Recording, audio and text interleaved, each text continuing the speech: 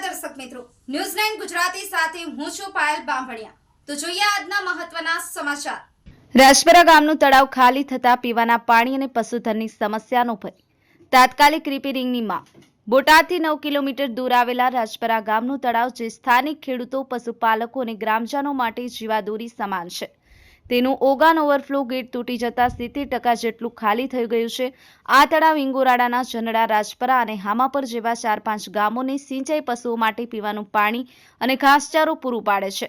ગત વર્ષે અંદાજિત 7 લાખ રૂપિયાના ખર્ચે સિંચાઈ વિભાગ બોટાદ દ્વારા ઓગાનનું રિપેરિંગ કરવામાં આવ્યું હતું, પરંતુ આ વર્ષે માત્ર એક જ વરસાદમાં તે ફરીથી તૂટી ગયું છે।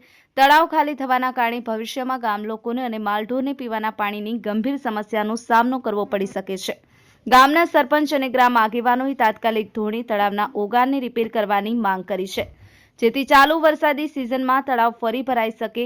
જો આમ કરવામાં નહીં આવે તો ચોમાસા પછી 2 મહિનામાં રાજપરા ગામના લોકોને પાણી માટે ભારે મુશ્કેલી વેઠવી પડશે। તાત્કાલિક રિપેરિંગ કરી અને પાણીનો સંગ્રહ થાય તેવી વ્યવસ્થા કરવા વિનંતી કરવામાં આવી છે। ન્યૂઝ 9 ગુજરાતી, બોટાદ। ઝાલાભાઈ ભરવાડ, રાજપરા। અમારે તળાવ ફૂટી ગયું છે તો ગાયોને પાણી પીવાનું પ્રોબ્લેમ બહુ થાય છે, એટલે અમે સરકારને એટલી સૂચના કરવી છે કે અમને તળાવની વ્યવસ્થા એકદમ કરી આપે। આ ગામ પાણીને રાજપરા ને પહેલો પ્રથમમાં હામાપર અને જંદડા અને ઇંગોરા માલ ઢોર તો ઘણો છે, 300 થી 400 જેવા ગાયો છે। આ તળાવનો ઓગન તૂટી ગયો છે, એનો અમારે ફૂલ સમસ્યા છે। હાલો અમે માલધારી છે, અમે તો ગમે ને પાઈ આવી, પણ આ રેઢા પશુપાલન રખડતા હોય ક્યાં પીવા જાય? તો એની વ્યવસ્થા કરવી જોઈએ ને। તાત્કાલિક શું થવું જોઈએ? તાત્કાલિક આનો વાગણની વ્યવસ્થા થવી જોઈએ। તાત્કાલિક થાય તો કાંઈક પાણી ભરાય તો અમારે માલ ઢોર પીવે। દિનેશભાઈ વીરાભાઈ બથવા, રાજપરા ગ્રામ પંચાયત રાજપરા। એના વિશે એવું કહેવાનું છે, ગત વર્ષે આ કામ કરવામાં આવેલું, આના કોન્ટ્રાક્ટર નબળા હોવાને કારણે, નબળી કામગીરીને કારણે આમાં કામ મોડું થયેલું છે, જેના પાછલા ભાગમાં મોટો એવો એક હોલ પડેલ છે।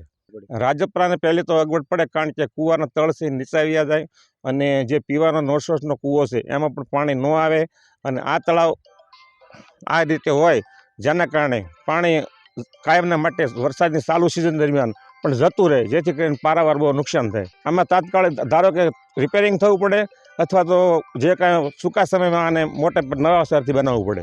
રામકુભાઈ, મારું ગામ રાજપરા। શેકડેમનો મારે સાહેબ પ્રશ્ન એ છે કે આ અમારા ગામનું જે તળાવ છે, આમાં અમારે ગામ આખાને 2 ગામ વચ્ચે પાણી પીવાનો પ્રશ્ન છે, અને ત્યારબાદ આ રિપેરિંગ કોઈ પણ વ્યક્તિએ કર્યું હોય, બોગસ કામ કર્યું, એથી અમારા તળાવમાં પાણી રહે નહીં।